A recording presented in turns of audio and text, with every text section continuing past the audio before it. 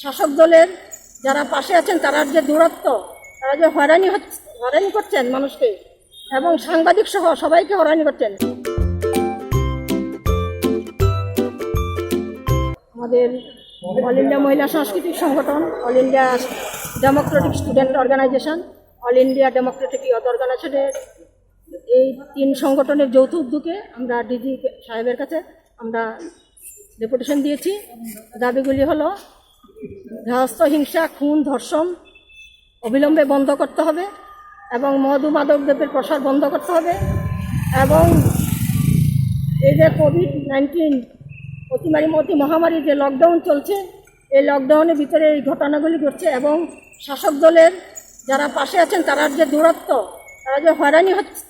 করছেন মানুষকে এবং সাংবাদিক সহ সবাইকে হয়রানি করছেন, সাংবাদিকের কণ্ঠকে রোধ করে দিতে চাইছেন। এটা আমরা আমাদের সংগঠনের থেকে চাইছি যে তাদের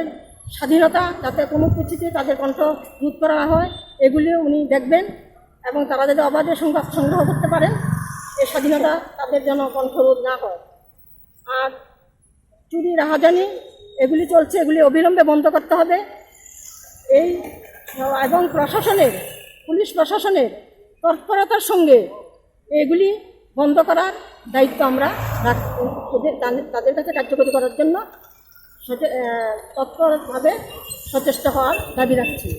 এবং ত্রিপুরাবাসীর কাছে আমরা আহ্বান রাখছি দলমত নির্বিশেষে এইগুলির বিরুদ্ধে একটা গণ আন্দোলন তৈরি করে যাতে আইনকে বাধ্য করা যায় এবং প্রশাসনকে বাধ্য করা যায়, এই আমরা সবার কাছে আহ্বান রাখছি।